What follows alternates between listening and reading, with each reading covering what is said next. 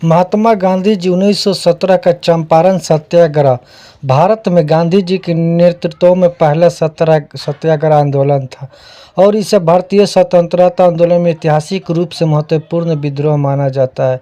यह एक किसान विद्रोह था जो ब्रिटिश औपनिवेशिक काल के दौरान बिहार भारत के चंपारण जिले में हुआ था। कम या बिना वेतन के नील उगाने का किसान विद्रोह कर रहे थे।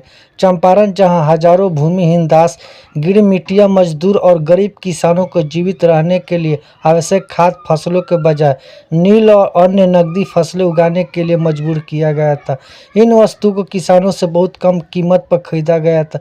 जमींदारों के क्रूर लड़ाकों द्वारा उन पर अत्याचार किया गया और उन्हें अत्यधिक गरीबी में छोड़कर नग्न मुआवजा का दिया गया। विनाशकारी अकाल के दर्दनाक समय में भी ब्रिटिश सरकार ने उन पर भारी कर लगाया और दर बढ़ाने पर जोर दिया। भोजन और धन के बिना स्थिति इतना असहनीय होती जा रही थी कि चंपारण के किसानों ने 1914 में और 1916 में नील के पौधे की खेती में सरकार के खिलाफ विद्रोह किया।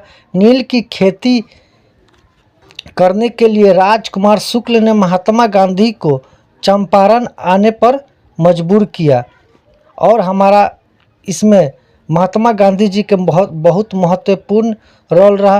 किसानों द्वारा किए गए ये खेती ब्रिटिश सरकार द्वारा विद्रोह बहुत भारी पड़ गया और इसे स्वीकार करना पड़ा ताकि हमारे किसानों को मुआवजा मिल सके और किसान इसे अपने असहनीय बातों से लेकर और इसे विद्रोह किया।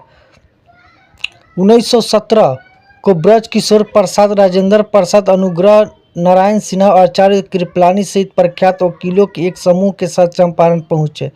नील किसानों के ब्रिटिश शोषण का विरोध करने के लिए किसान एकजुट हुए और महात्मा गांधी की उसमें बहुत भूमिका निभाई और उनके साथ ब्रज किशोर प्रसाद, राजेंद्र प्रसाद और अनुग्रह नारायण सिन्हा, आचार्य कृपलानी सहित प्रमुख इस वकीलों के एक समूह के साथ बैठक हुआ। इसमें हिस्सा लिए और अपना बिहार चंपारण का महत्वपूर्ण रोल अदा किए। चंपारण सत्याग्रह का मुख्य कारण ये भी था, बिहार के चंपारण जिले किसानों की दुर्दशा देखी नहीं जा रही थी और उससे तीन-कठिया प्रणाली के तहत अपने जमीन के एक निश्चित हिस्से पर नील की खेती करने के लिए 3/20वें हिस्से पर नील की खेती करनी पड़ती थी, चाहे वो अपनी ज़रूरत की फसलें उगाने चाहे या नहीं।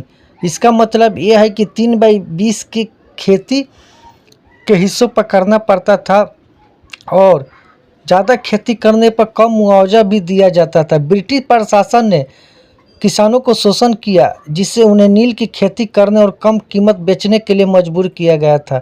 इन परिस्थितियों के कारण किसानों में व्यापक असंतोष था और उन्होंने कई विरोध प्रदर्शन किए। 1900 तक यूरोप में कृत्रिम नील के उत्पादक से प्राकृतिक नील की मांग हो गई थी, लेकिन ब्रिटिश जमींदारी ने किसानों को शोषण जारी